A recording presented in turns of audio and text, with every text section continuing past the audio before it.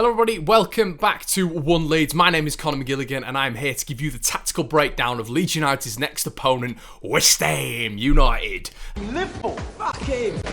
What is the plan? Call Dave, tell him what's happening. It's about 12 miles to Manchester. Now, West Ham are a really interesting team in terms of how they've manipulated their style of play, their ethos, their formation. At the start of the season, they were sort of deploying a 4-2-3-1. Obviously, they had the captain Mark Noble in there, but the opening day defeat to Newcastle forced David Moyes into a change. And since then, they genuinely haven't looked back. They've looked very good. They look very drilled in their formation. And for a lot of fans who were thinking that this is going to be an easy game, it is not at all. This is going to be one of Leeds' toughest games of the season for me.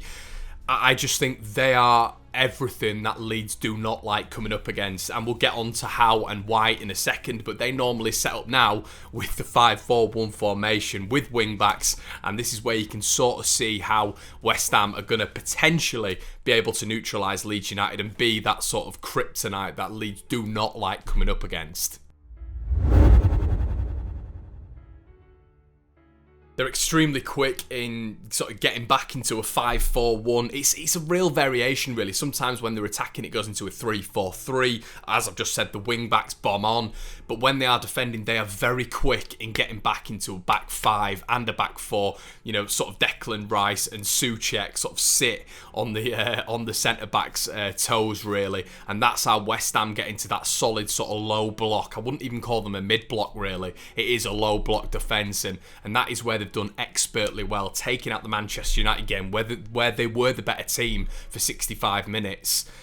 They've been very, very good so far, West Ham. There's been a real variation as well in West Ham's back five. Masuaku has gone to left wing back. Now, naturally, he's very offensive. He's very attacking going forward. He does bomb on. But I think David Moyes has sort of indoctrinated him into getting into that defensive steel to match Kufal, who they brought in the window to replace Ryan Fredericks, who was of that mould of just bombing on with Masuaku going forward. But now he's come in. They've added a real defensive steel there. And Masuaku's defensive positioning has improved greatly. Well, with Cresswell on the left side of that back three, you've got Balbuena, you've got Ogbonna, who will just win everything in the air. They're so good in the air, those two. I was watching them in particular last week against Manchester United, and they're just so dominant in the air. And if you're playing that style of football against them, they're going to win 9 times out of 10. Cresswell gives them that ability, that sort of finesse at the back to play the ball into midfield. Let's move into the midfield with West Ham, and something which is massively improved under David Moyes. Now, the Pellegrini era saw the emergence of Declan Rice in that sort of defensive midfield role. Declan Rice for me is a phenomenal player. He's very, very good. We talk about Calvin Phillips. Declan Rice is another superb player.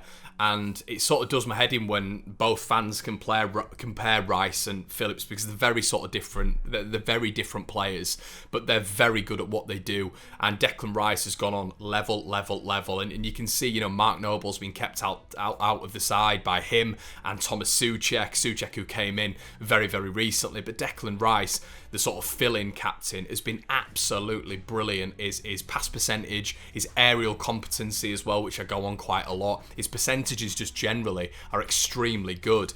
Souček gives them that ability to go box to box as well, and they're so dangerous from offensive set pieces, which we'll get onto in a little bit, and they rarely concede from set pieces going against them.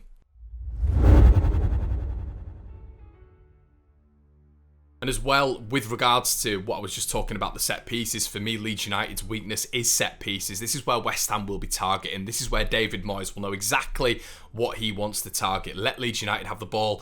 West Ham so far this year have done that with every single opposition they've played. They're very good off the ball. They've only got an average of 44% possession this year, so they'll just let Leeds United have the ball, and they strike when they need to, really, which is from set pieces.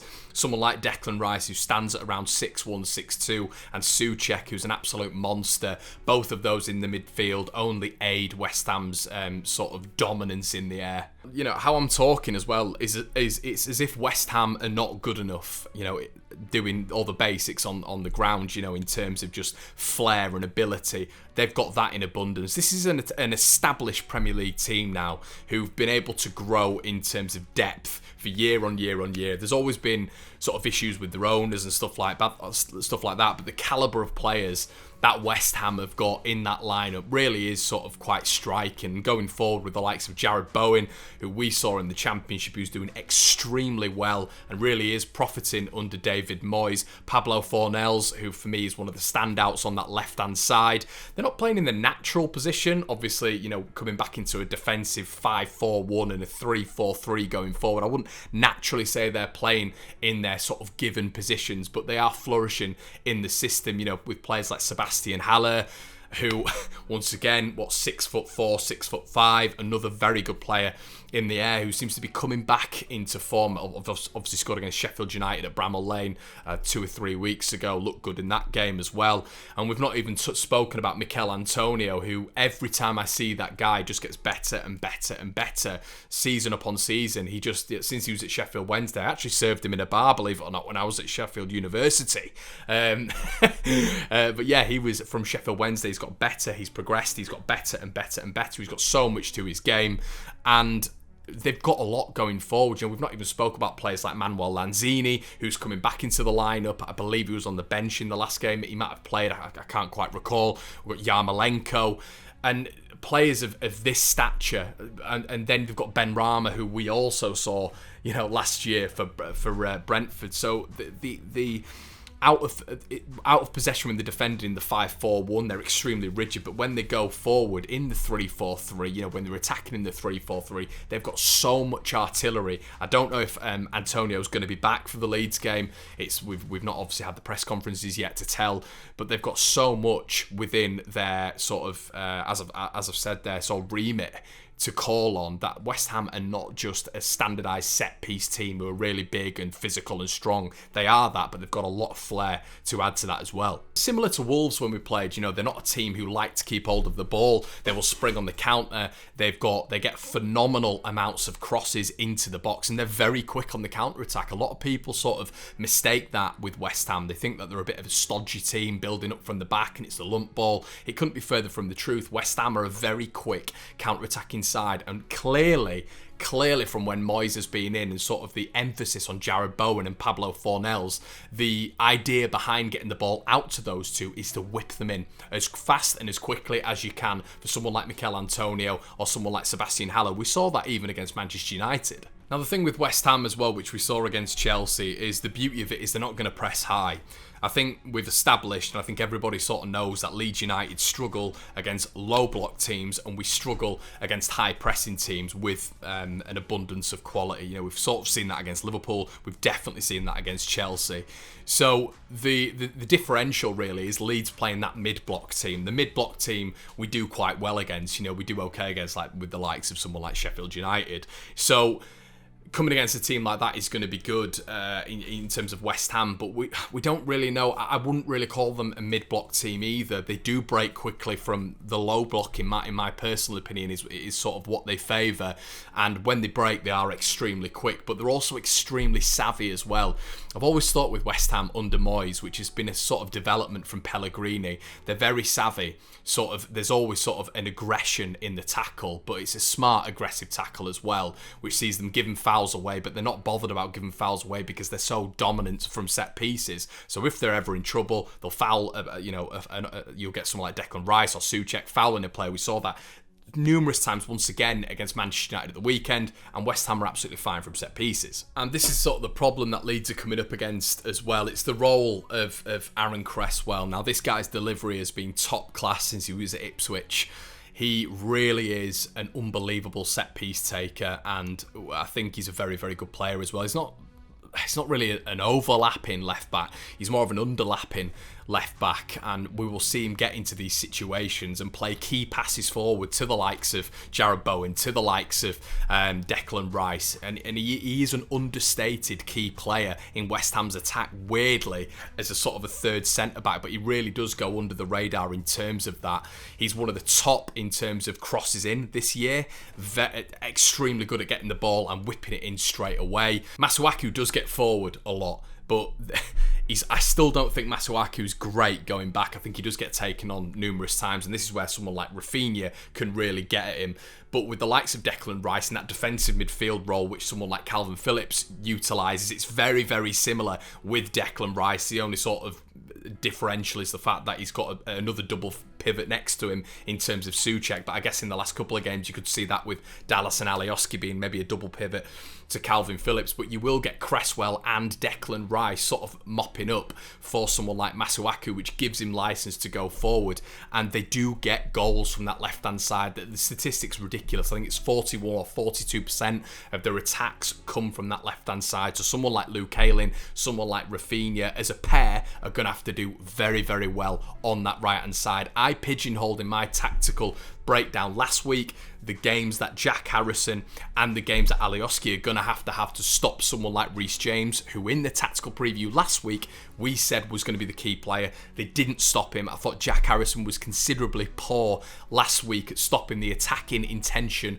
of Reece James, and for me he was the best player on the pitch was Reece James. So we need to start stopping these these sides with our flanks and dynamism, and we really need to start pressing from the front, and I think this is where we can beat West Ham.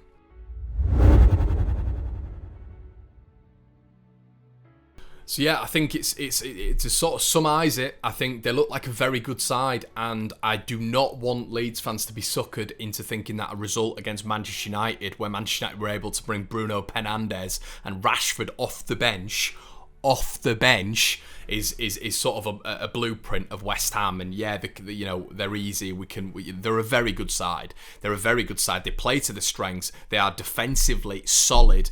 And once again, I spoke about it against Chelsea in terms of the Leeds players having to be 10 out of 10 in this game. No individual errors. Focus has to be 100%, and that's going to be the exact same against West Ham. They're a very good, solid Premier League side and look light years ahead of what they did under Manuel Pellegrini. So Moyes has done a fantastic job. There's already talks of David Moyes getting a new contract under Golden Sullivan, which is one of those things where he's clearly made a massive difference with the likes of Bowen, Koufal and Souček, who've come in and been considerable players for them. So, for me, this is one of those games where Leeds, if we score early, that is going to have to force West Ham to come out.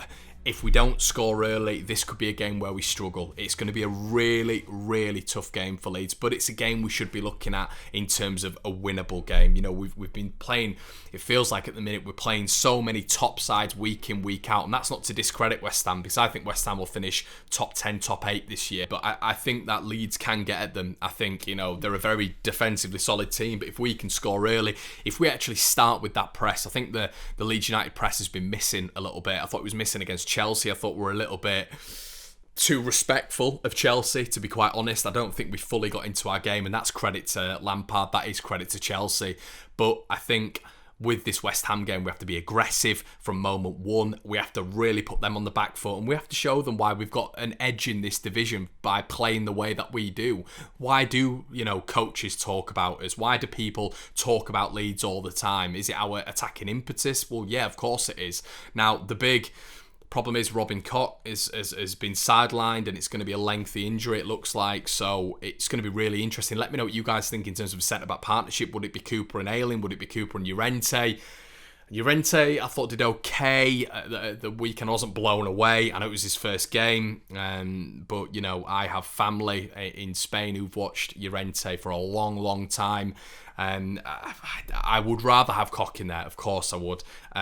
Llorente is a really interesting player who I wouldn't have expected Leeds to sign. Leeds did sign him, so we've got to judge him on what's going forward now. You can't judge him on a game against Chelsea, for goodness sake. I mean, with the array of talent, the best squad in the division, Chelsea. So you can't judge him on that. I thought he had some good moments. I thought he had flashes of bad moments as well, which we won't want to repeat. But We'll just have to wait and see. Let me know what you guys think in the comment section below with how you'd like Leeds to line up. I think we have to start with Rodrigo. If we don't start with Rodrigo, we just look a better side. We look more functional. We look more structured with Rodrigo in the side. We look more dangerous. He has to start. This Dallas-Alioski thing, I'd like Dallas back to left back. I want Alioski sort of out. And that's no disrespect to Alioski. I think he's a good stopgap when we need a player to fill a role. But he can't be starting week in, week out in the Premier League when you've got Spain's number 9 on the bench. Rodrigo has to start. If we're supposed to be creating things as well and being innovative, I want to see Rodrigo and Rafinha start together. They have to start together because then